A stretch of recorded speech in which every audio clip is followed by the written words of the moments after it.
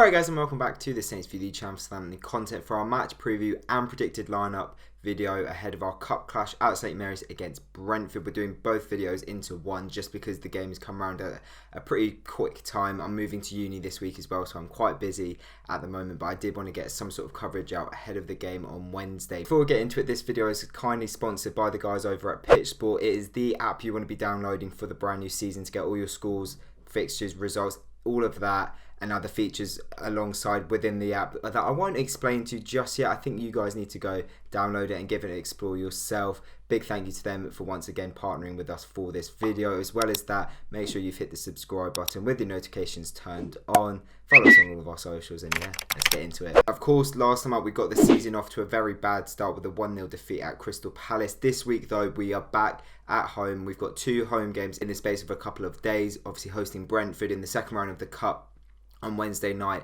and then hosting Spurs at midday on Sunday. So hopefully come Sunday afternoon we'll have our first win in the league wrapped up, and we'll also be in the third round of the Cup. That is my hope. And then of course we can ignite our season from there. But of course it just wasn't the game that we expected really at Palace, which we probably should have, because our opening day form is now 6 wins in 40 seasons. It is absolutely woeful. I don't know why we're cursed on the opening day. It just is how it is.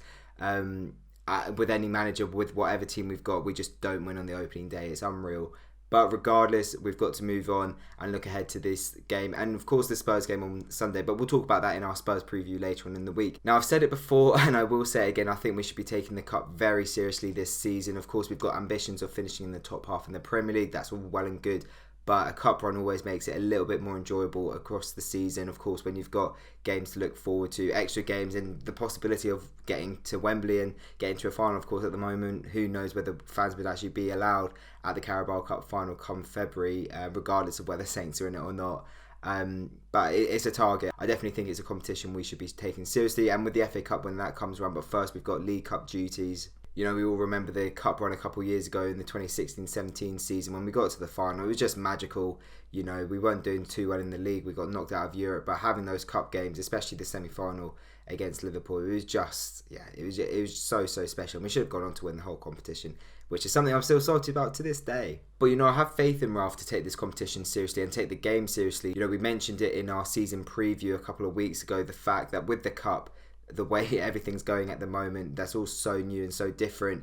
We could be having 3 Cup games in 3 weeks. You know, come just early October, I believe it would be, we could be in the quarterfinals of the Cup. Like, that's a massive statement, and something completely different to anything we've experienced before. So if we could have that wrapped up and then have that to look forward to come December time, you know, focus on the league and then have our quarterfinal, I think every Saints fan would be really impressed and pleased with that. But of course, that would mean we have to win 3 games. First up, we have to beat Brentford, and let's move on to them, because I think in terms of the draw, we probably could have gotten trickier tests from the Championship, and I'm not saying that because Brentford are a bad team. They are probably the best team in the Championship on paper, but I think because they're one of the best teams, they have got promotion in their mind, and I think with these sorts of games, these sorts of opposition, they're prioritising promotion. They're prioritising their league form. Of course, a cup run, everyone likes one, but I think Thomas Frank will be sort of wary of the fact that he doesn't want focus to drift away from the league. They got off to a bad start like we did with a 1-0 defeat away from home against Birmingham. You know, they want to put that right after, of course, missing out so cruelly on Premier League promotion in the playoff final back in July against Fulham. So I think it's definitely going to be a tricky test. Of course, it's a very good team, but I think possibly their focus might be elsewhere and we might take it a bit more seriously. However, instead of just playing a guessing game, I did get a Brentford fan to come on. I got Bill, who's also from the Terrace View podcast, who's a Brentford fan, to come on, just talk about how he thinks Brentford will approach the game, how they're feeling at the moment, the fan base, and everything that's going on with Brentford at the moment. Hi guys, Bill here from the FTT podcast. The Saints View guys have asked me to give my preview to our Carabao Cup game on Wednesday with Southampton. In all honesty, I can't really see Brentford taking this game too seriously. It'll be a bit of a changed lineup, I would have thought. The feeling around the club at the moment is one of, maybe we're quite flat, I think the fans, a bit disappointed, as obviously that playoff final against Fulham wasn't too long ago, and we really feel we deserve to be in the Premier League. We started the season slow. We lost 1-0 to Birmingham on the weekend, but I think that was quite expected, as we're yet to do all of our business and everything. In terms of lineup, I can see us going with Luke Daniels in goal, with David Raya having speculation of going to Arsenal. I think it'd be a changed back four, maybe Rico Henry playing in his unpreferred right back position rather than left back. Dom Thompson on the other full back side.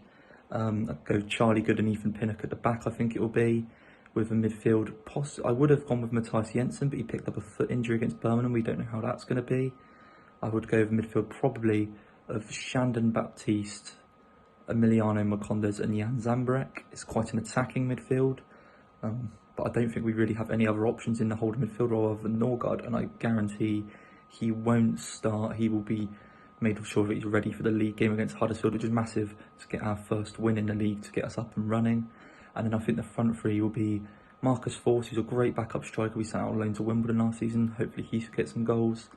And Sergi Canos and Tariq Fosu probably on the wings. In honesty, I think Southampton, even if they change their side, will probably win the game. Will be quite attacking, but maybe look a bit weak in midfield, I think. And I think Southampton's high press will overrun us. I'm probably going to go for... I think we might get a goal. I'm going to go for 3-1 Southampton in the game.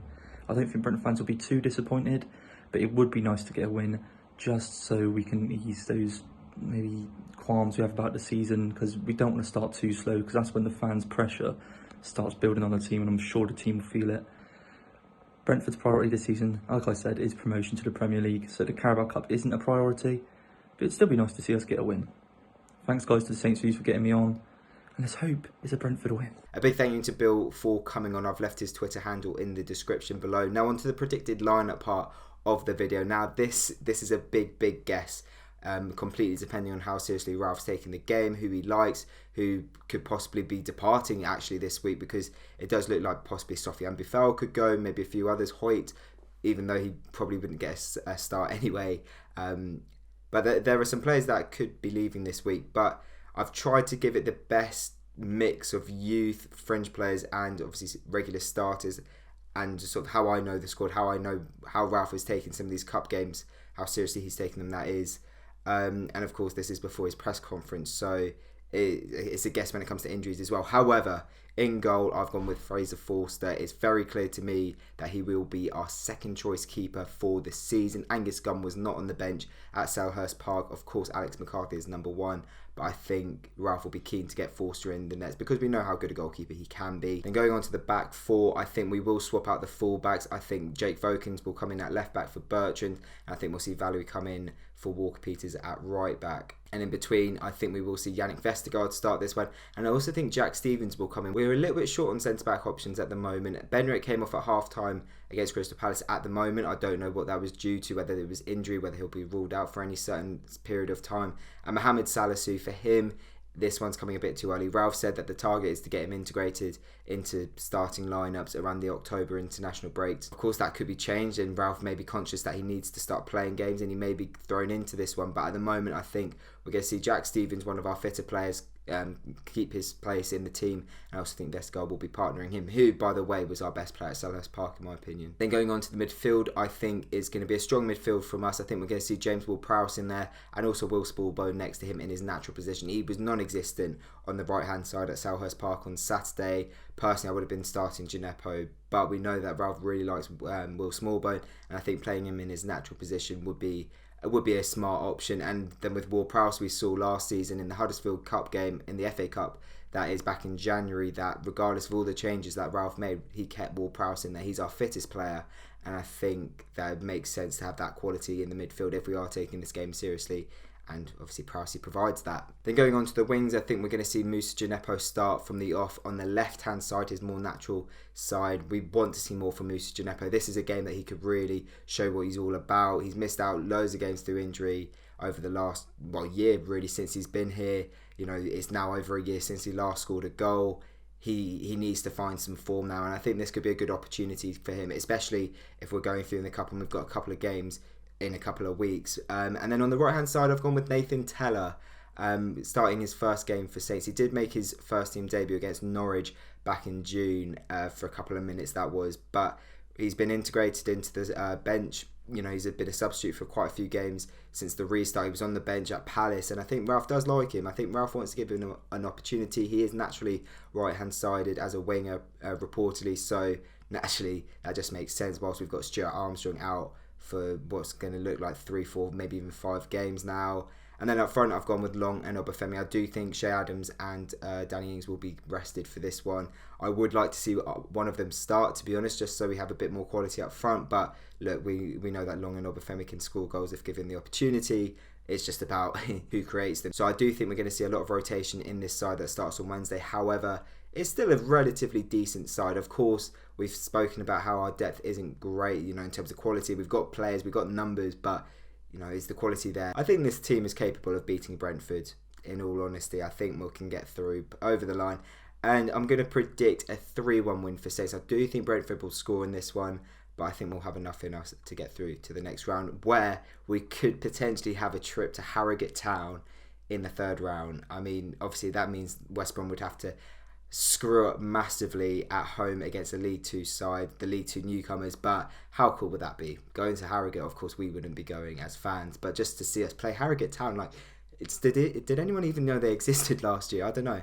But yeah, that's what we've got to aim for. West Brom away or Harrogate Town away, depending on who wins their respective cup clash. But that is it for the video. If you have enjoyed it, leave it a like. Let us know in the comment section below how you're feeling and whether you'd like to see Ralph prioritise the cup this season. If you haven't yet already, make sure you are subscribed with your notifications turned on. Follow us on all of our socials, and we'll see you on Wednesday night, hopefully for a review after a cup win. See you then, guys.